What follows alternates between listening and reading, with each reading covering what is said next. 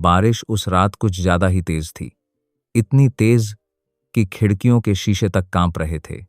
रात के करीब 2 बजे होंगे। पूरा मोहल्ला अंधेरे में डूबा हुआ था।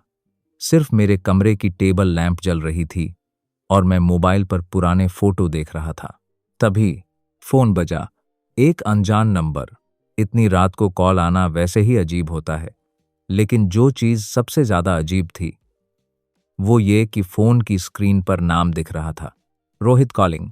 मेरे हाथ अचानक ठंडे पड़ गए, क्योंकि रोहित 3 दिन पहले मर चुका था। उसकी मौत सड़क हादसे में हुई थी। मैं खुद उसके अंतिम संस्कार में गया था। मैंने अपनी आंखों से उसकी जलती हुई चिता देखी थी।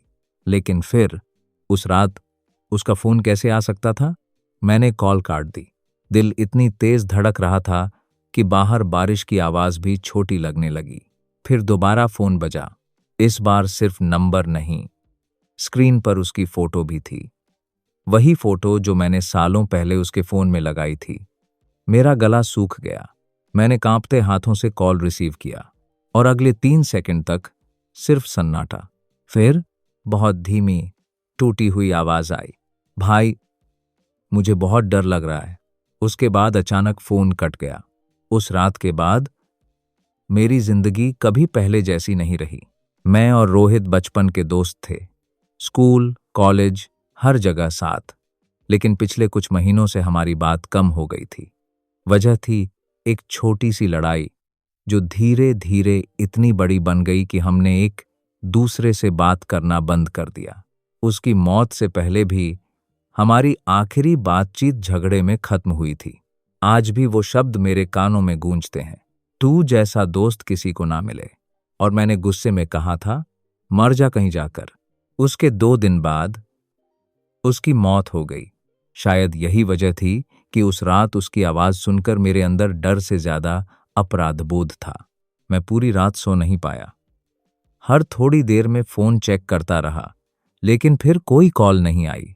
सुबह होते ही मैंने खुद को समझाया कि शायद कोई प्रैंक होगा, किसी ने उसकी पुरानी सिम निकाल ली होगी, या शायद मेरा दिमाग ही मेरे साथ खेल खेल रहा था। लेकिन अंदर कहीं ना कहीं मुझे पता था, जो मैंने सुना वो असली था। अगले दिन मैं ऑफिस गया, लेकिन पूरा दिन बेचैनी रही। हर बार फोन वाइब्रेट होता तो दिल उछल जाता। शाम को करीब 7 बजे मैं बाइक से घर लौट रहा था। सड़कें गीली थीं, हवा में मिट्टी और बारिश की मिली जुली गंध थी। तभी मेरा फोन फिर बजा। वही नंबर। इस बार मेरी सांस रुक गई। मैंने बाइक साइड में रोकी। कुछ सेकंड तक स्क्रीन को देखता रहा, फिर कॉल रिसीव की। हेलो। कुछ सेकंड तक सिर्फ भारी सांसों की आवाज आती रही। फिर वही टूटी हुई आवाज, तूने मुझे अकेला छोड़ दिया। मेरे पूरे शरीर में सिहरन दौड़ गई। रोहित, ये कौन है? मजाक मत कर। उधर अचानक किसी के रोने की आवाज आने लगी, बहुत धीमी लेकिन साफ। ऐसा लग रहा था जैसे कोई बहुत दर्द में हो। फिर अचानक पीछे से एक अजीब आवाज आई, जैसे लोहे को घसीटा जा रहा हो, कर्कश, भारी और असहनीय। मैंने डरते हुए पूछा, तू कहाँ है? कुछ सेकंड सन्नाटा रहा। फिर उसने सिर्फ एक शब्द कहा, नीचे, और कॉल कट गया। मैंने तुरंत पीछे मुड़कर देखा। सड़क सुनसान थी, लेकिन तभी मेरी नजर सड़क के दूसरी तरफ पड़े गंदे पानी पर गई। उस पानी में किसी आदमी का धुंधला सा प्रतिबिंब दिख रहा था, लेकिन सड़क पर वहां कोई खड़ा नहीं था। मेरे हाथ कांपने लगे। मैं बिना पीछे देखे बाइक स्टार्ट करके सीधे घर भागा। उस रात मैंने शराब पीकर खुद को शांत करने की कोशिश की, लेकिन जैसे जैसे रात गहरी होती गई, कमरे का माहौल बदलने लगा। पहले लगा जैसे कोई बाहर बालकनी में चल रहा हो, धीमे घिसटते कदम। मैंने हिम्मत करके पर्दा हटाया। बाहर कोई नहीं था, लेकिन बालकनी का फर्श पूरी तरह गीला था, जैसे कोई बारिश में भीगकर अभी वहां खड़ा था। और सबसे डरावनी बात, गीले पैरों के निशान सीधे मेरे कमरे की तरफ आ रहे थे। मेरी रीढ़ में बर्फ उतर गई। मैं धीरे धीरे पीछे हटने लगा। तभी फोन फिर बजा। इस बार फोन मेरे बेड पर नहीं था, वो अपने आप टेबल पर पड़ा वाइब्रेट कर रहा था। मैंने डरते हुए स्क्रीन देखी। Rohit video calling. मेरे हाथ सुन्न पड़ गए। Video call? मैंने कांपते हुए कॉल रिसीव की। स्क्रीन पूरी काली थी, कुछ दिख नहीं रहा था। फिर धीरे धीरे कैमरा हिलने लगा, जैसे कोई चलते हुए फोन पकड़े हो। अंधेरा, गीली सड़क, टूटी स्ट्रीट लाइट, और फिर स्क्रीन पर एक चेहरा दिखा, आधा जला हुआ, खून से भरा, आंखें पूरी सफेद। मैं चीख पड़ा। वो रोहित था, लेकिन उसका चेहरा वैसा था जैसा एक्सीडेंट के बाद हुआ होगा। उसके होंठ हिल रहे थे, लेकिन आवाज नहीं आ रही थी।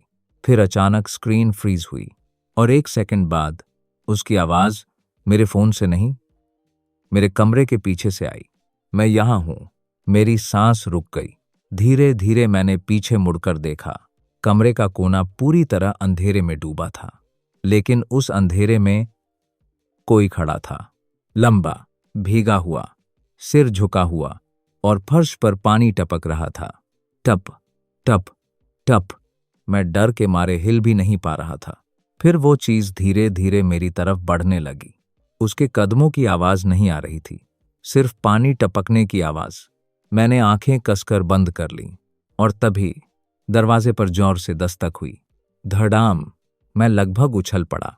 दोबारा दस्तक हुई। दरवाजा खोलो। ये मेरे पड़ोसी शर्मा जी की आवाज थी। मैंने तुरंत दरवाजा खोला। शर्मा जी घबराए हुए थे। तुम ठीक हो? तुम्हारे कमरे से चीखने की आवाज आ रही थी। मैंने तुरंत पीछे मुड़कर देखा। कमरे में कोई नहीं था।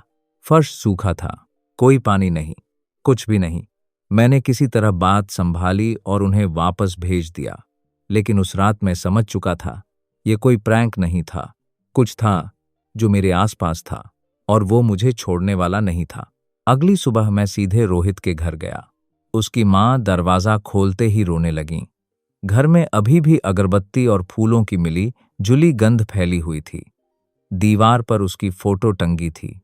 उसी फोटो पर अब माला चढ़ी हुई थी। मैंने हिम्मत करके पूछा, आंटी, रोहित का फोन कहाँ है? उन्होंने हैरानी से मेरी तरफ देखा। फोन तो पुलिस वालों ने एक्सीडेंट वाली रात ही दे दिया था, लेकिन वो तो पूरी तरह टूट गया था। मेरे पैरों तले जमीन खिसक गई। क्या मैं देख सकता हूं? उन्होंने अलमारी से एक छोटा डिब्बा निकाला। अंदर रोहित का फोन पड़ा था।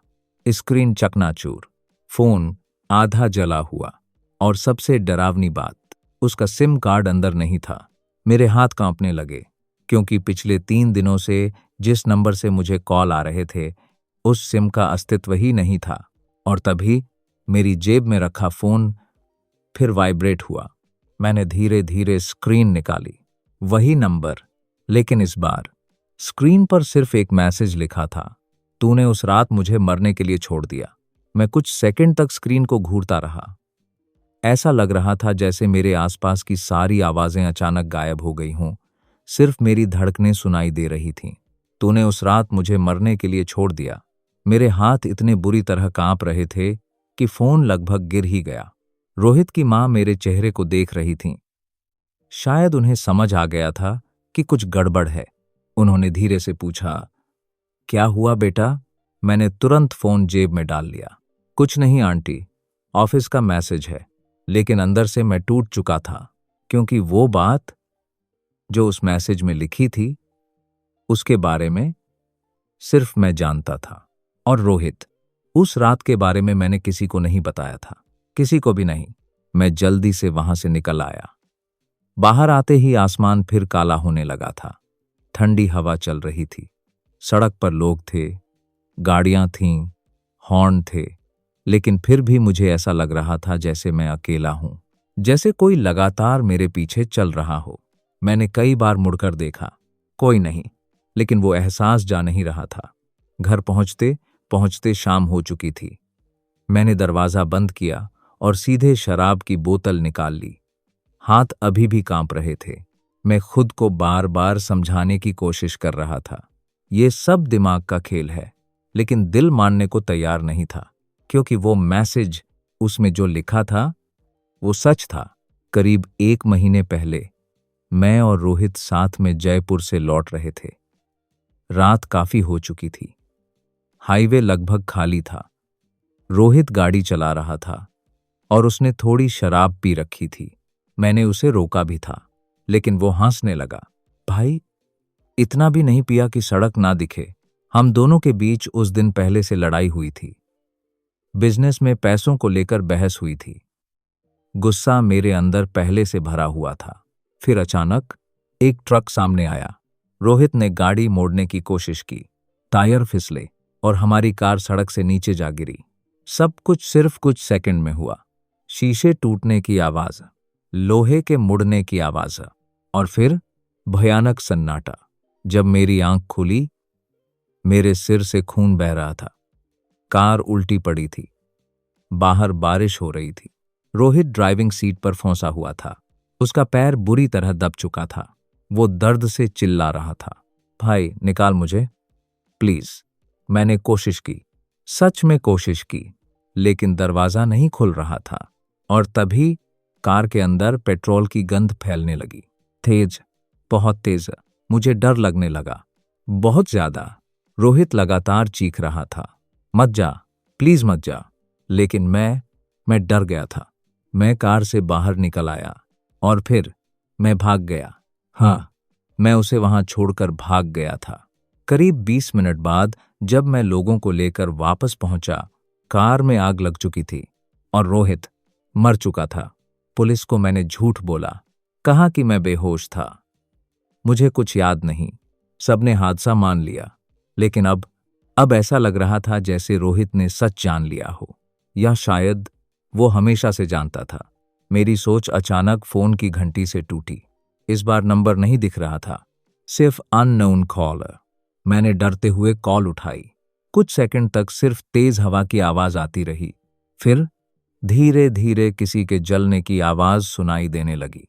चट चट चट, जैसे आग किसी शरीर को खा रही हो। मेरे पूरे शरीर में झुरझुरी दौड़ गई। और फिर रोहित की आवाज आई, लेकिन इस बार उसकी आवाज इंसानी नहीं लग रही थी। भारी, टूटी हुई, जैसे गले में राख भर गई हो। बहुत दर्द हुआ था। मेरी आंखों में आंसू आ गए।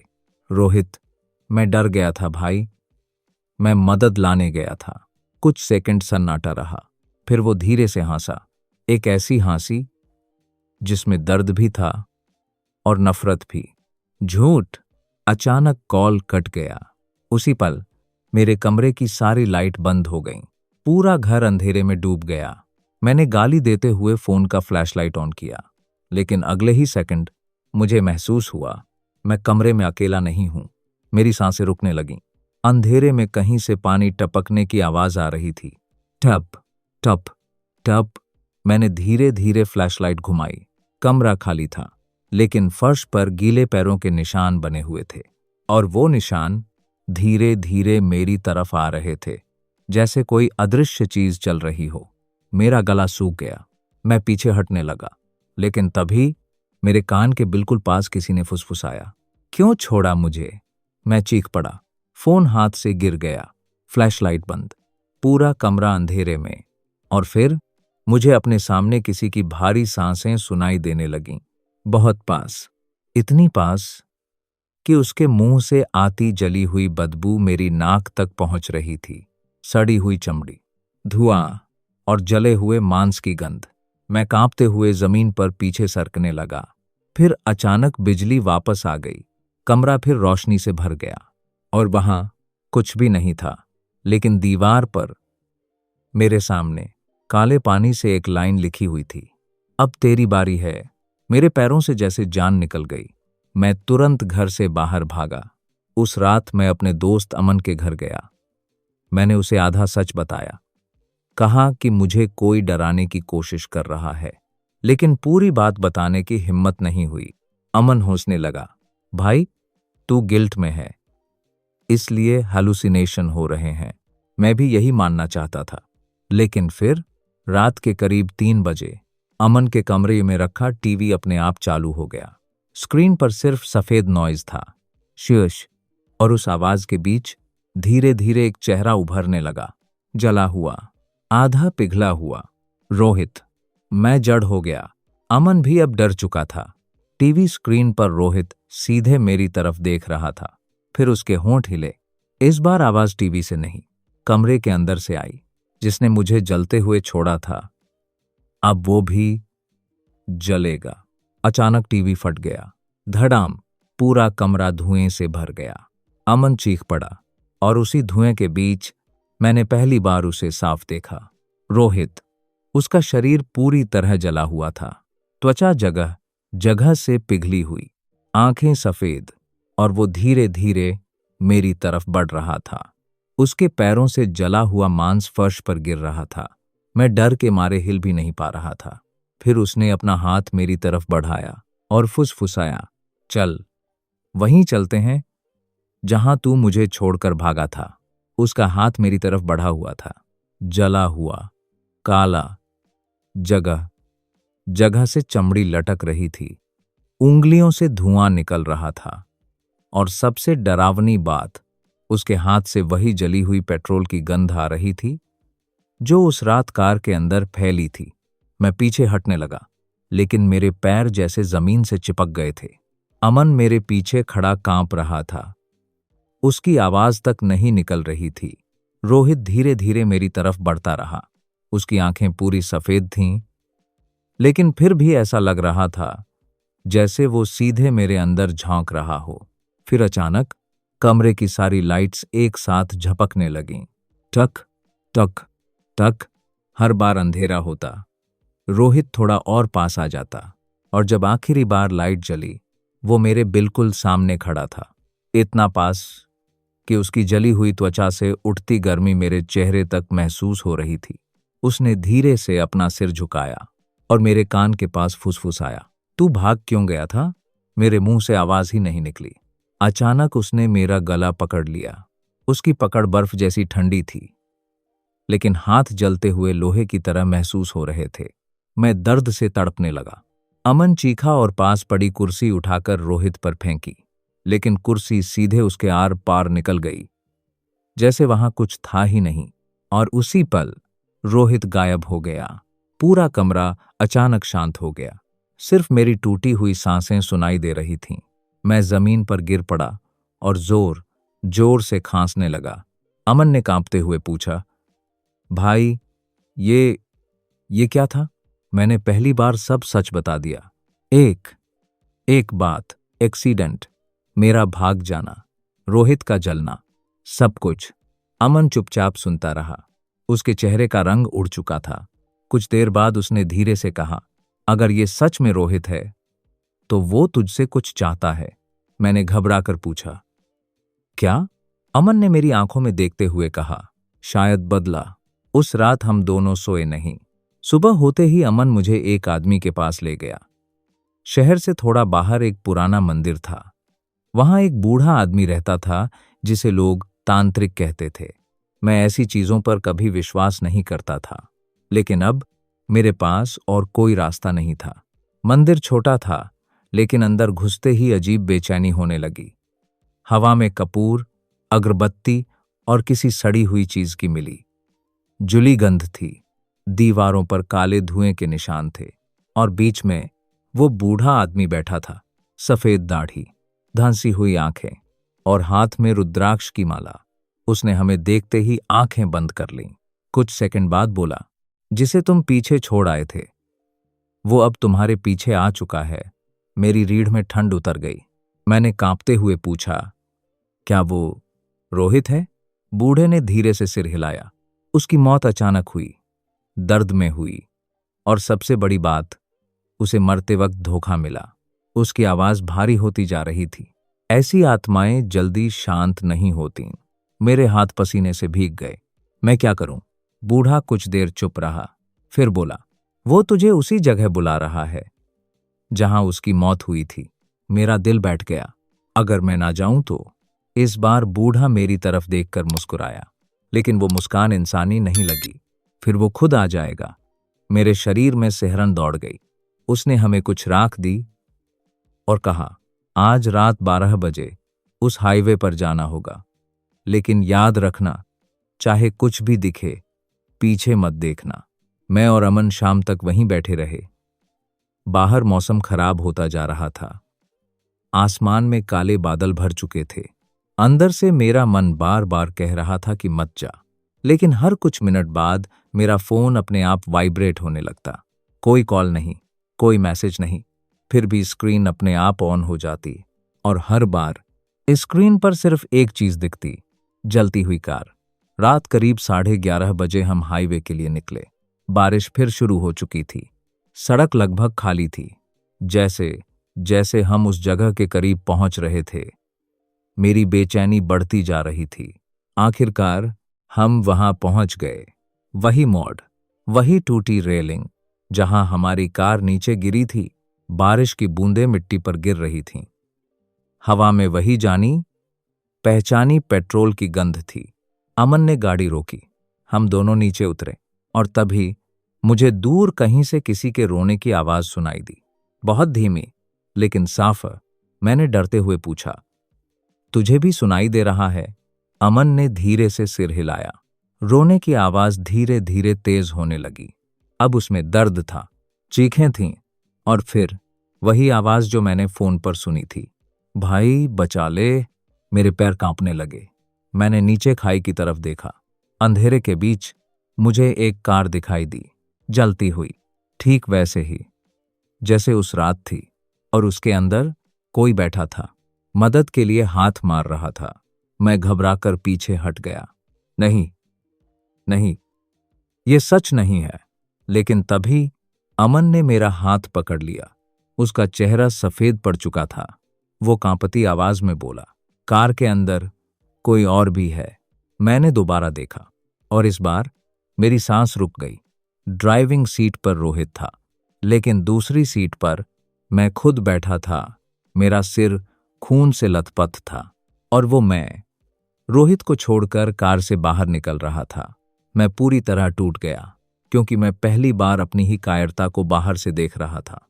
रोहित की जलती हुई चीखें रात में गूंज रही थीं, मत जा प्लीज। और फिर वो दूसरा मैं मुड़कर भाग गया। कार में आग और तेज हो गई। रोहित अंदर तड़पता रहा। मैं जमीन पर घुटनों के बल गिर पड़ा। मेरी आंखों से आंसू बहने लगे। मैंने नहीं चाहा था, मैं डर गया था। अचानक मेरे पीछे कदमों की आवाज आई, धीमी, घिसटती हुई, टप टप टप। मुझे बूढ़े आदमी की बात याद आई, पीछे मत देखना। लेकिन वो आवाज, वो इतनी करीब आ चुकी थी कि उसकी गर्म सांसें मेरी गर्दन को छू रही थीं। फिर मेरे कान के पास वही टूटी हुई आवाज गूंजी, अब कैसा लग रहा है? अकेला छोड़ दिए जाने पर मेरी पूरी बॉडी सुन्न पड़ गई। उसकी सांसें मेरी गर्दन पर महसूस हो रही थीं, गर्म, भारी और जले हुए मांस की बदबू से भरी हुई। मैं आंखें बंद किए वहीं घुटनों के बल बैठा रहा। बारिश लगातार तेज होती जा रही थी। अमन कहीं पीछे खड़ा था, लेकिन अब उसकी भी कोई आवाज नहीं आ रही थी। फिर अचानक मेरे कंधे पर किसी का हाथ पड़ा, जला हुआ, गीला और बर्फ जैसा ठंडा। मेरे अंदर चीख उठी, लेकिन आवाज गले में अटक गई। पीछे मत देखना, मैं अपने आप से यही दोहराता रहा। लेकिन तभी अमन की चीख सुनाई दी, इतनी दर्दनाक कि मेरा दिल कांप उठा। मैं खुद को रोक नहीं पाया। मैंने पीछे मुड़कर देखा और उसी पल सब कुछ बदल गया। मेरे सामने रोहित खड़ा था, लेकिन अब वो पहले जैसा नहीं दिख रहा था। उसका पूरा शरीर आधा जला हुआ था। जगह जगह से चमड़ी पिघल कर नीचे लटक रही थी। आंखों की जगह सिर्फ काले गड्ढे थे, जिनके अंदर आग जैसी लाल रोशनी जल रही थी। और उसके पीछे अमन हवा में लटका हुआ था, जैसे किसी ने उसका गला पकड़ रखा हो। उसके पैर हवा में तड़प रहे थे। मैं चीखा, रोहित छोड़ उसे। रोहित ने धीरे धीरे अपना सिर मेरी तरफ घुमाया। उसके होंठ फटे हुए थे, लेकिन फिर भी वो मुस्कुरा रहा था। तूने भी तो मुझे नहीं छोड़ा था।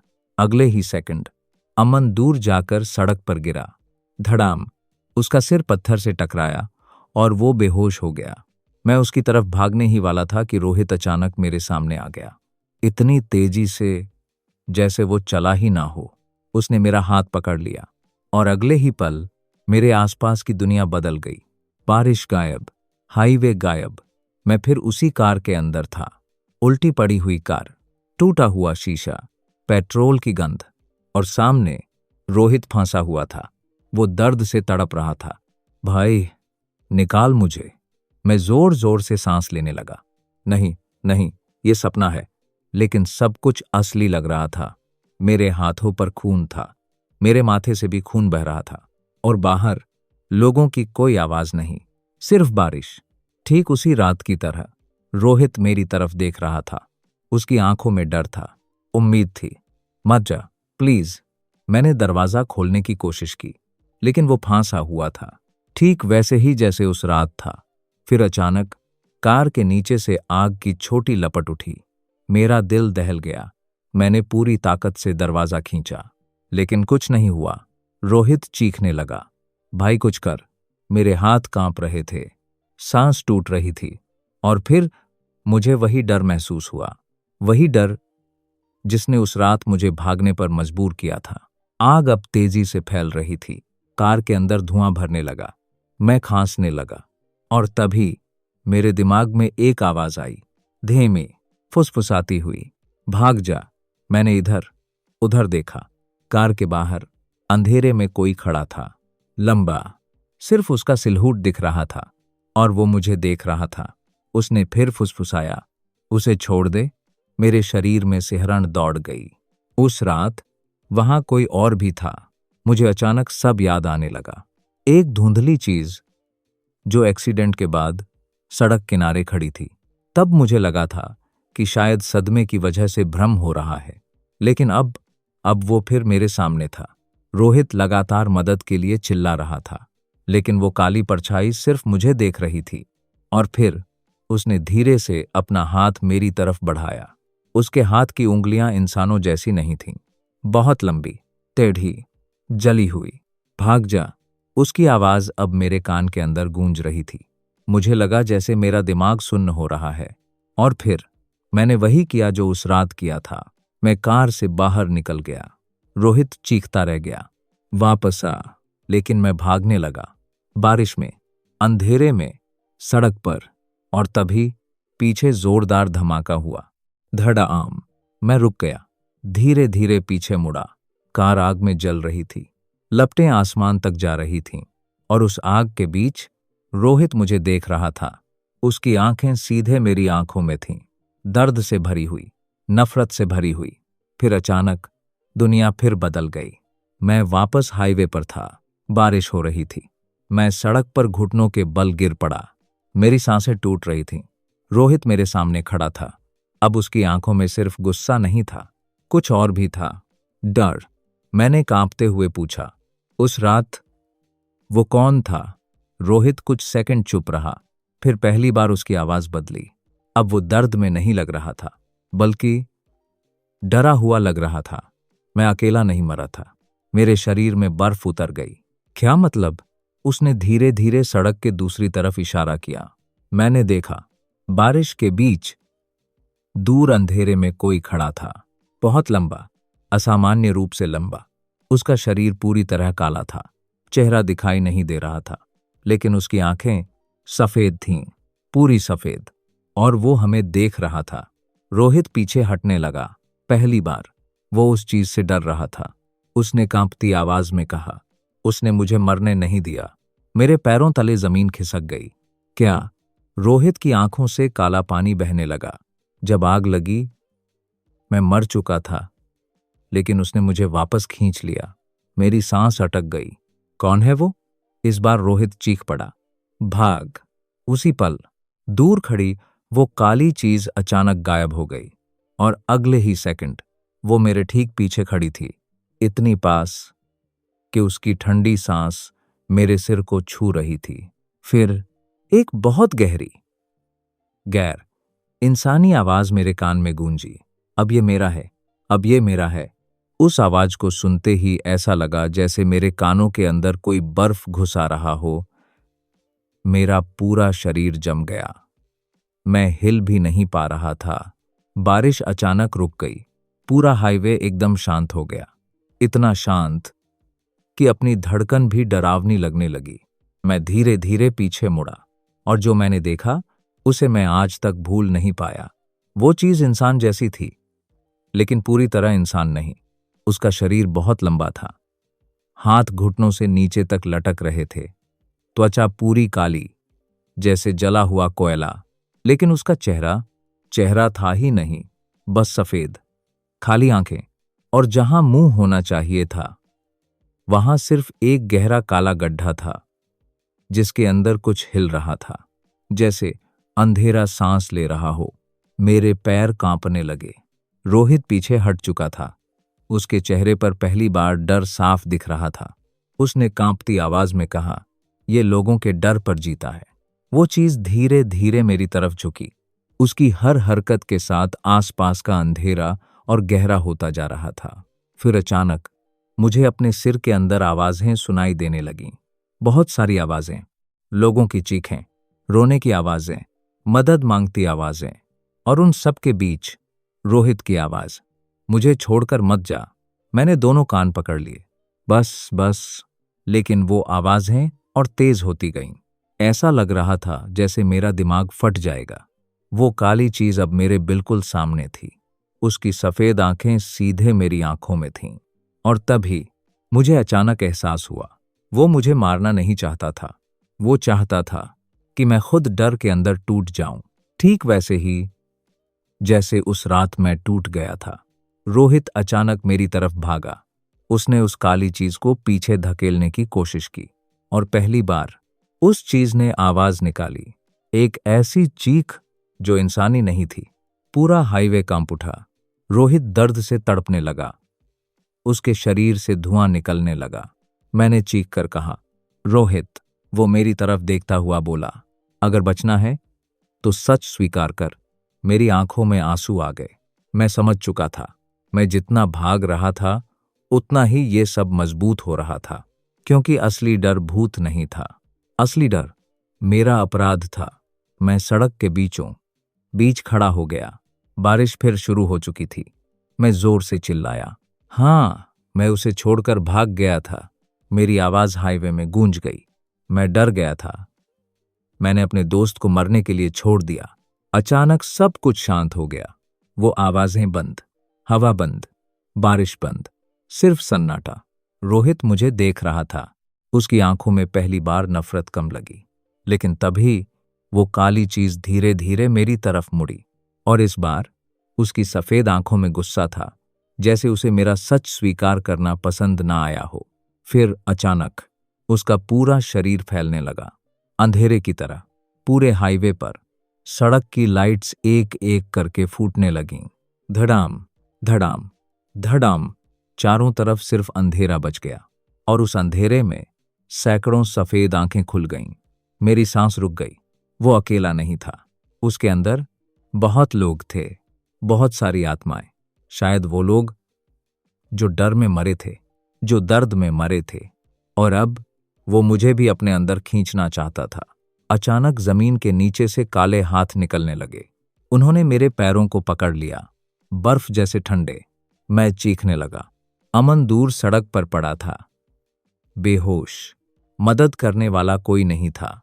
काले हाथ मुझे धीरे धीरे नीचे खींचने लगे, और तभी रोहित मेरे सामने आ गया। उसका शरीर अब पूरी तरह जलने लगा था, जैसे वो खुद खत्म हो रहा हो। उसने मेरी तरफ हाथ बढ़ाया। "इस बार छोड़ना मत।" मेरी आंखों से आंसू बहने लगे। मैंने उसका हाथ पकड़ लिया। उसका हाथ जल रहा था, लेकिन मैंने छोड़ा नहीं। काले हाथ हमें नीचे खींच रहे थे। वो काली चीज चीख रही थी। पूरे आसमान में उसकी आवाज गूंज रही थी। और फिर रोहित ने मुझे जोर से पीछे धक्का दिया। मैं सड़क पर दूर जाकर गिरा, और अगले ही पल वो खुद उस अंधेरे के अंदर खिंच गया। उसकी आखिरी चीख आज भी मेरे कानों में गूंजती है, "भाग!" फिर सब कुछ शांत हो गया। अंधेरा गायब, काले हाथ गायब। बारिश धीरे धीरे कम होने लगी।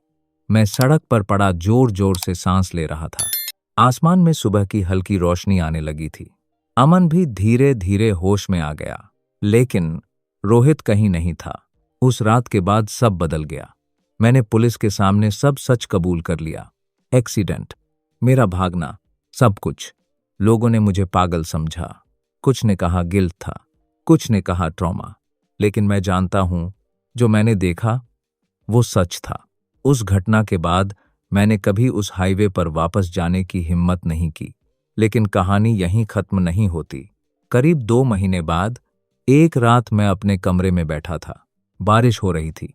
ठीक उसी रात की तरह तभी मेरा फोन वाइब्रेट हुआ। मेरे हाथ कांप गए। धीरे धीरे मैंने स्क्रीन की तरफ देखा। कोई नंबर नहीं था, सिर्फ एक फोटो, धुंधली, अंधेरी, जैसे किसी ने रात में हाईवे की फोटो खींची हो। और उस फोटो के बीच मुझे एक आदमी खड़ा दिखाई दिया, लंबा, काला, सफेद आंखों वाला। लेकिन इस बार वो अकेला नहीं था। उसके बगल में रोहित खड़ा था और दोनों सीधे मेरी तरफ देख रहे थे। उसी पल मेरे कमरे की लाइट अपने आप बंद हो गई और अंधेरे में मेरे कान के पास एक आवाज आई, फोन मत काटना इस बार। अगर आपको ये कहानी सुनकर सच में डर महसूस हुआ हो तो वीडियो को लाइक करो, चैनल को सब्सक्राइब करो और कमेंट में ज़रूर बताओ। अगर रात के 2 बजे आपके फ़ोन पर किसी मरे हुए इंसान का कॉल आए तो क्या आप रिसीव करोगे?